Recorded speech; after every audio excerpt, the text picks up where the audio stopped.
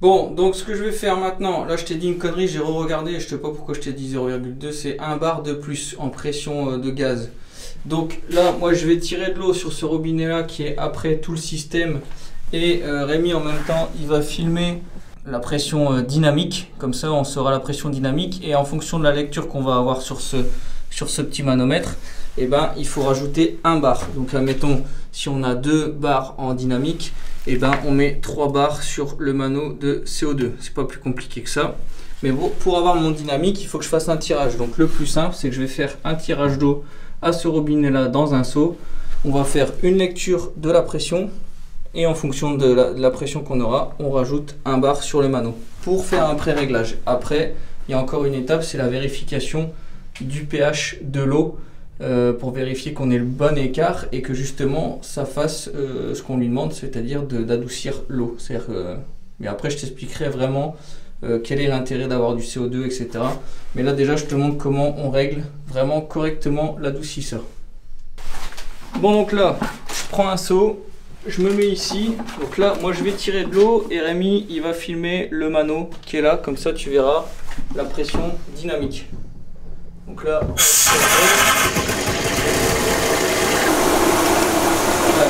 on est à 2 bars. Donc, comme on est à 2 bars, on va pouvoir régler le mano du détendeur. Alors, quand tu ouvres ta bouteille, surtout, faire super gaffe, tu l'ouvres vraiment tranquillement. Hein. Voilà, tu l'ouvres vraiment tout doucement, pas besoin d'ouvrir la molette à fond, ça sert à rien. Donc là, on est à 2. On va tourner pour monter jusqu'à 3. Voilà. Bon, ça y est, on a branché. Donc là, je l'ai branché en provisoire sur l'enrouleur. Mais en gros, voilà. Tac, ici, qu'est-ce qu'il me dit? Bouteille vide, nanana. Hop, on valide. À mon avis, c'était un défaut qu'il avait directement d'usine. Donc après, bah là, tout ça, on le réglera. Je sais même pas si c'est bon. Là, on est quoi? On est le 10,05. Ouais, ça doit être bon. Consommation d'eau. Donc là, on n'a rien. Donc là, ce qu'on fait maintenant, eh ben, on va ouvrir l'eau, puisqu'on peut le faire. Je sais pas si tu vas voir quelque chose, mais là, tu vois. On va ouvrir tranquille, hein.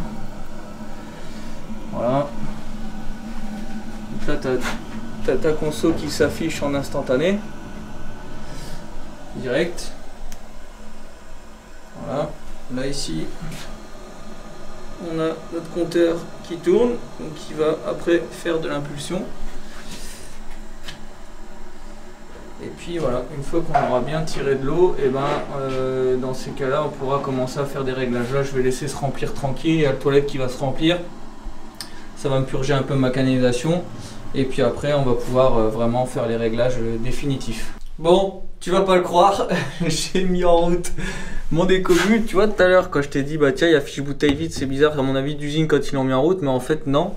Ce qui est totalement logique et ce que j'ai dit, c'était pas bon, c'est que de toute façon, tu as un pressostat. Donc si tu as un pressostat de bouteille vide, donc de manque de gaz, donc si tu as un affichage tout de suite quand tu allumes, c'est que toi, tu as un souci au niveau du pressostat ou au niveau de ton câblage. Comme moi j'avais tout débranché, je t'ai dit surtout tu prends bien en photo, etc. Et en fait c'était pas le cas, c'est juste que d'usine j'ai eu Ecobull là, franchement ils ont répondu super vite et tout, c'était le top.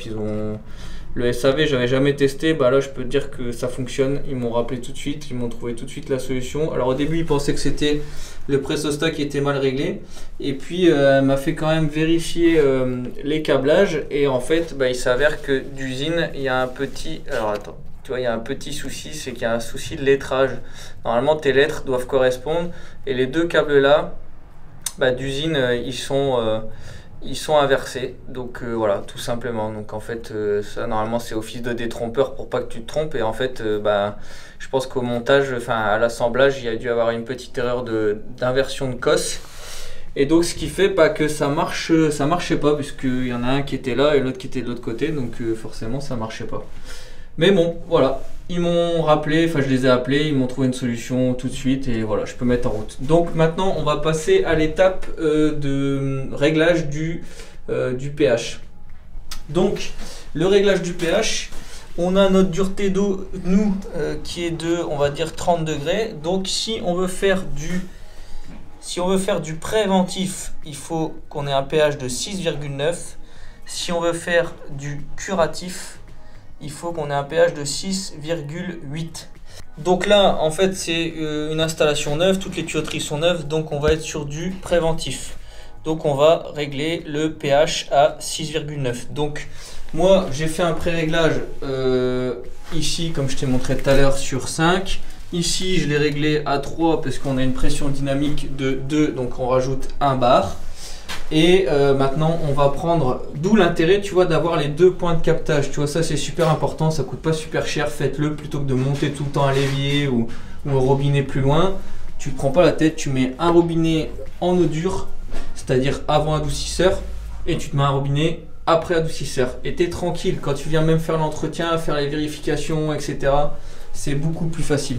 Tu tires de l'eau, tu sais que tu es tout de suite en sortie d'adoucisseur, c'est beaucoup mieux. Franchement, ça je te le conseille, ne néglige pas ça, parce que si tu gères le SAV et si tu veux faire tes réglages tranquilles et pas monter 15 000 fois pour régler, et ben c'est super pratique.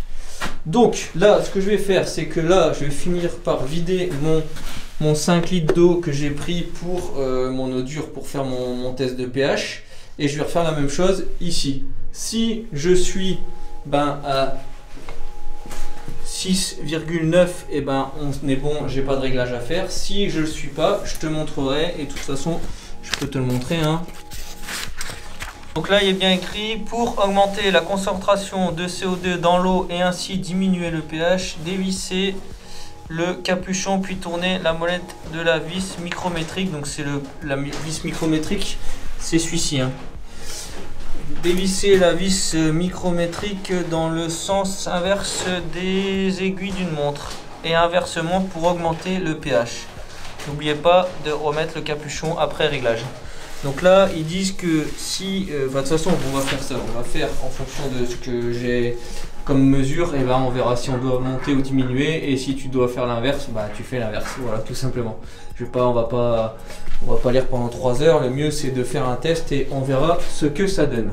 Bon, là je t'ai pas montré, hein, mais j'ai rempli mon bidon après adoucisseur, donc là-bas. Là, je reprends mon petit testeur. Alors, le petit testeur de pH n'est pas fourni avec les Cobul. Je te conseille d'en acheter un. Ce modèle-ci ou un autre. Puisque c'est super important d'en avoir un. Donc là, on va laisser le testeur. Et puis, on va voir à combien on va descendre. Donc on doit être à 6,9, c'est ça. Toujours s'accompagner de la notice. Tant que ça se met en route dans les petites documentations, on a ça que tu dois mettre sur ta bouteille. Voilà, une petite vignette, une petite fiche de sécurité, bon, que personne ne lit, hein. Là, tu as le numéro d'appareil de ton produit, etc. Le modèle que c'est. Donc moi, c'est un modèle équilibre.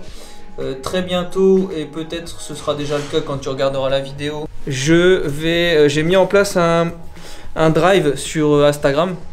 Donc pour ceux qui me suivent déjà, ils le savent. En fait, quand tu es abonné sur Instagram et que tu fais vivre le compte, etc., je te fais par la suite partager mon drive. Et donc sur le drive, tu as accès à toutes les fiches techniques de ce que j'installe sur mon chantier. Donc déjà, je partage mon quotidien chaque jour sur Instagram. Donc tous les jours, je te montre ce que je fais. Et en plus de ça, je mets des fiches techniques des produits que j'utilise régulièrement, donc je suis convaincu. Et donc sur ce drive, en fait, directement avec l'application Drive sur ton téléphone, quand je te l'ai activé, et ben en fait sur ton téléphone, tu as vraiment accès à toutes les fiches techniques, que ce soit par exemple sur Ecobul, et ben tu as accès à toutes les fiches techniques, les modèles, les différents modèles, les notices, enfin voilà. Le but c'est vraiment ça. Donc si jamais tu n'es pas abonné à Instagram, n'hésite pas à aller t'abonner, hein, tu perds rien. Et puis si tu fais vivre le compte et qu'on échange plusieurs fois, etc., et que ça se passe bien, et tout simplement je te ferai partager mon drive si ça t'intéresse, bien sûr. Donc voilà pour ça. Après, donc voilà, on a donc tout ça. Après, qu'est-ce qu'on a d'autre? On a tout simplement la fiche de mise en service. Donc voilà, il faut que tu remplisses tout ça, ça c'est super important. Tu mets ton cachet d'entreprise, tu remplis tout, le numéro pour lancer la garantie et puis tu envoies le papier ou tu demandes au client de le faire envoyer, tout simplement, et ton produit sera garanti. Voilà, bon, sinon je sais pas ce que ça donne au niveau du pH, parce que ça bouge encore.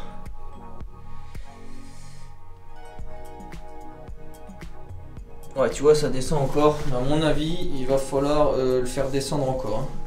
Donc à mon avis, il faudra refaire un petit réglage pour que ça descende. Mais vaut mieux le laisser stabiliser. Alors, je sais pas si c'est mon testeur de pH ou si c'est normal, mais il faut le laisser quand même au moins une dizaine de minutes pour qu'il se stabilise.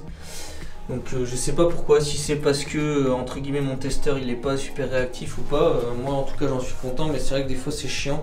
Quand tu dois faire plusieurs fois le réglage, franchement c'est chiant. Mais quand t'es pas trop mal, bon ça va. Mais c'est vrai qu'il faut le laisser. Je sais pas si c'est les testeurs de pH qui font tout ça ou pas, mais là tu vois, ça descend encore depuis tout à l'heure. Bon, sinon pour faire un point sur tout le système Ecobull, donc comme je te l'ai déjà dit, on a l'arrivée d'eau ici, réducteur de pression, on injecte le CO2, le réglage de la bouteille est à 1 bar au-dessus de la pression dynamique, donc si tu es à 2 bars quand tu tires de l'eau, par exemple pour remplir une casserole, c'est ce qu'ils disent, que tu es à 2 bars, ici tu mets 3 bars. Après ici on a l'injection directe de CO2, donc c'est quand l'électrovanne, ici on a un système d'électrovanne, tu le règles à 3 bars, une fois que l'électrovanne s'ouvre, elle laisse passer le CO2, elle l'injecte à l'intérieur, ce qui permet, donc elle l'injecte, après je vais t'expliquer pourquoi, elle l'injecte, clap anti-retour. Lui, c'est lui qui indique à la régulation qu'il y a un tirage d'eau et qui va faire ouvrir l'électrovanne, enfin c'est la régulation qui va faire ouvrir l'électrovanne après. On passe là, toujours le filtre après tout ce système là que je viens de te montrer, super important parce que en cas d'encrassement, on va avoir une perturbation de la pression et de la pression dynamique. Donc en fait s'il est totalement encrassé, et ben tu n'auras plus les mêmes pressions, donc forcément ça va fausser les données sur l'injection de CO2 et ça va foutre le bordel. Donc toujours avoir le filtre après tout ce qui est système de comptage et d'injection, tout ce qui est fourni par Ecobull, ils te disent bien le filtre c'est vraiment en dernier. Et voilà, après ici, toujours pas oublier un petit point pour faire une prise de mesure en pH qui est beaucoup plus simple, et après 22 coupures. Donc là c'est pareil, si demain je dois changer mon filtre, je coupe la vanne ici, je coupe la vanne de mon compteur, je purge ma tuyauterie, donc super pratique d'avoir un robinet, tout va se vidanger, alors pas tout, parce qu'on a un clapet anti-retour, mais on va faire chuter entre guillemets la pression. Ici on fait chuter la pression, et après je dévisse mon filtre, je le change, je remonte, je referme ça forcément, je rouvre ici, je rouvre ici, et c'est reparti comme l'an 40. Après, pour terminer, quels sont les avantages du CO2 ? Pour moi, hein, pour l'adoucisseur au CO2. Après, si vraiment ça t'intéresse, de toute façon, tu vas sur le site d'Ecobull, il t'explique tout. Mais moi, j'y trouve un intérêt, c'est que déjà, il n'y a plus de régénération. Ça veut dire que tu consommes plus d'eau pour régénérer ton adoucisseur. Un adoucisseur normal a besoin d'eau pour régénérer les résines. Donc, tu balances à chaque régénération qui est entre 2 et 5 mètres cubes, 4 mètres cubes en fonction des adoucisseurs. Tu balances entre 100 et 150 litres d'eau à l'égout à chaque fois. Donc ça, tu t'en affranchis. Tu n'as plus besoin de sel, mais bon, il faut quand même une bouteille de CO2. Une bouteille de CO2 en fonction de la capacité, tu tiens entre 6 mois et 1 an. Ça dépend. 1 an, je suis pas sûr que tu y ailles. Ça dépend la capacité de la bouteille. En tout cas, celle que nous on installe, c'est à peu près 6 mois. Si tu es 2, un peu plus. Donc voilà pour ça, donc plus de consommation d'eau, tu as juste une bouteille de CO2. Souvent nous chez les clients on en met 2 en place. Donc on en vend 2 en fait, on en met 2 en place. Une fois qu'une est vide, que ça s'affiche au niveau de la régulation bouteille vide, ben, tu changes la bouteille. Ils intervertissent la bouteille, ils nous préviennent, nous on repasse, on échange la bouteille, ou à l'entretien on ramène 2 bouteilles neuves. Et voilà, ainsi de suite, ça marche comme ça. Donc super pratique. Tu n'as plus besoin d'avoir de PVC pour t'évacuer à l'égout, puisqu'il n'y a plus d'évacuation à l'égout demandée pour ce système là. Tu n'en as pas besoin. Donc la seule chose que tu as besoin, c'est de te brancher sur ton arrivée d'eau générale et d'une prise de courant. Donc voilà, moi j'y trouve beaucoup d'intérêt, beaucoup d'avantages, donc c'est déjà beaucoup plus écologique. Plus besoin de monter, descendre les sacs de sel, alors il faut faire la bouteille, hein, donc la bouteille est quand même assez lourde, donc ça je suis pas sûr que ce soit un avantage, un inconvénient, les deux ont leurs avantages et inconvénients. Moi je trouve ça plus écologique et c'est surtout que tu peux boire l'eau sans souci. Alors c'est pareil, l'adoucisseur au sel, tu peux boire l'eau, mais tu décharges totalement ou quasi totalement en magnésium ton eau. Alors que là tu ne modifies rien du tout. En fait, l'injection de CO2 sur un système écobulle ne fait que fractionner la molécule. Donc en gros, quand tu fractionnes la molécule, alors je vais faire simple, je fais très simple, je ne vais pas rentrer dans les termes physiques, des machins, des trucs comme ça. Le fait de fractionner ta molécule va faire qu'en fait ta molécule de calcaire, enfin le calcaire ne va pas s'accrocher sur ta robinetterie, sur tes parois, dans tes chasses d'eau, etc. Par contre, ce qu'il faut savoir, c'est que si ton eau stagne pendant quelques temps, et ça je sais pas te le dire aujourd'hui, il faudrait que je redemande à Ecobulle parce que je sais pas et j'ai pas envie de te dire de conneries, mais si ton eau stagne pendant quelques temps, je sais plus combien de temps, elle reprend sa composition initiale, ça veut dire qu'elle redevient calcaire. Donc je pense qu'une eau que tu laisses dans une bouilloire 2 ou 3 jours, je pense qu'elle elle redevient calcaire. Dans une chasse d'eau, c'est moins évident, enfin c'est pas le cas puisqu'une chasse d'eau est renouvelée quand même tous les jours, donc il n'y a pas de souci par rapport à ça. C'est plus quand tu laisses de l'eau stagner, c'est-à-dire une cafetière, si tu renouvelles pas l'eau de ta cafetière tous les jours parce que tu bois pas assez de café ou des choses comme ça, ou que ta bouilloire, tu laisses de l'eau dans ta bouilloire, il y en a qui le laissent, il y en a qui le laissent pas. Bah, si tu le laisses 2 ou 3 jours, je suis pas sûr que ton eau ne soit plus calcaire. Elle redevient calcaire et donc ta bouilloire risque d'être entartrée. Voilà, bon c'est les petits inconvénients entre guillemets du CO2, mais très clairement nous je suis au 5 ou 6e d'installer. Les clients en sont très contents. C'est vrai qu'au niveau de l'accroche ça se ressent, il n'y a plus d'accroche. Et quand tu vois des petits dépôts sur les robinetteries et tout, en fait tu passes un coup de chiffon, ça s'en va tout de suite. Donc en fait tu peux avoir un léger dépôt, mais par contre tu n'as plus d'accroche. Donc voilà pour ça. Bon, je pense que je t'ai tout dit, tu as tout vu au niveau de l'installation. Il ne reste plus qu'à faire quelques petits réglages. Là, notre taux de pH est à 7,14. Donc je pense qu'il va falloir refaire un petit réglage. Donc on refait un petit réglage et puis une fois que le réglage est terminé, et ben écoute, je vais te dire que la vidéo elle sera finie et je pense que ce sera déjà très bien comme ça. Et j'espère qu'en tout cas ça t'aura plu. N'hésite pas à me dire dans les commentaires si ça a pu t'aider, si ça a pu te convaincre, par exemple si tu connaissais pas du tout, et ben si ça a pu te convaincre de pouvoir travailler avec ça, de pouvoir le faire. Moi franchement je trouve ça assez simple au niveau de l'installation. Tu vois ici on n'a pas, c'est pas très complexe quoi, je veux dire tout est bien écrit. Au niveau de la notice, clairement tu peux pas te tromper au niveau de l'assemblage, tu vois ils te mettent bien ça, ça et ça. Tiens d'ailleurs ça me fait penser qu'on n'a pas mis le boîtier blanc. Donc là il y a un petit boîtier blanc, un petit cache qui n'est pas forcément obligatoire de mettre, donc je vais devoir enlever la petite tubulure. Et il faut mettre ce petit système là, donc ça c'est un petit cache qui protège ça quoi. Bon t'es pas forcément obligé de le mettre, mais je vais le mettre, je vais déclipser ici puis je vais le mettre. Mais voilà, bon allez, là la seule chose qui reste à faire c'est, je pense que le pH là il est stable. Tu vois on est à 7,14.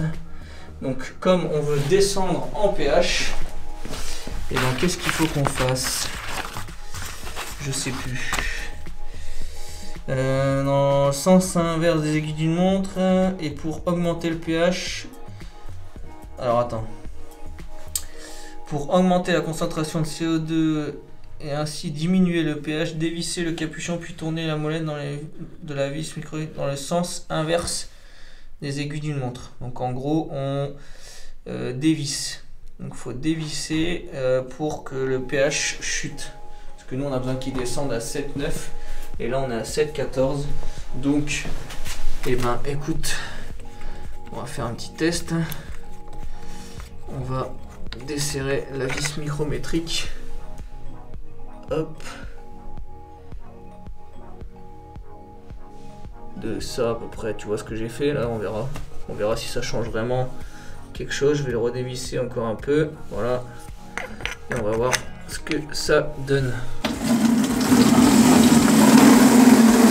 Hop, et on va faire le petit test de pH, on va voir ce que ça donne. Bon, on est en train d'arriver au résultat tout doucement. Donc là ça descend, parce que là le problème c'est que là il faut qu'on y aille, hein, parce qu'on est en chantier, hein, je peux pas passer ma vie à attendre non plus. Alors mon pH mètre, comme je t'ai dit, il est pas super réactif, donc à chaque fois il faut que j'attende super longtemps. Mais là tu vois, quand on s'y rapproche, il va descendre tranquillement encore un petit peu. On est à 6,9, donc quand j'y serai, soit il reste comme ça, et donc dans ces cas-là je rouvrirai un petit peu encore la vis micrométrique de un tour, je pense, 1 ou 2 tours, bon, peut-être pas 2 tours, mais un tour pour vraiment descendre ce qui me reste à descendre. Donc ça voilà, premièrement, pendant que je te parle, on verra s'il continue à descendre ou pas. Mais bon, voilà, donc je t'ai tout montré, t'as tout vu. J'espère que je t'ai tout dit, je pense qu'il n'y a plus trop grand chose à dire. De toute façon, ce qui t'est fourni, tout ça, ça t'est fourni, hein. Tout ça dans le kit, que ce soit la régulation, la boîte, le filtre, la clé de filtre, le compteur, le boîtier. Là tu vois, j'ai remis le boîtier, ça t'est fourni, et le réducteur de pression aussi. Après, tout ce qui est vanne, ça t'est pas fourni, mais tu as tout, vraiment tout, voilà, réducteur de pression, injection de CO2, clap anti-retour, le compteur, le filtre, tout. Donc voilà pour ça. Et c'est le modèle équilibre. Donc le modèle équilibre, c'est celui que j'utilise le plus. Mais comme je t'ai dit, si tu veux retrouver les fiches techniques, soit tu vas sur le site d'Ecobul, ou tu vas tout simplement sur... soit je te donnerai l'accès par mon drive si tu me contactes par Instagram et que voilà. Mais voilà, si tu veux pas attendre, je pense que je mettrai un lien dans le descriptif de la vidéo qui te donnera accès au site d'Ecobul, et de là tu pourras soit les contacter si tu es intéressé, soit juste voir à quoi ça sert. Ils donnent encore plein d'infos dessus.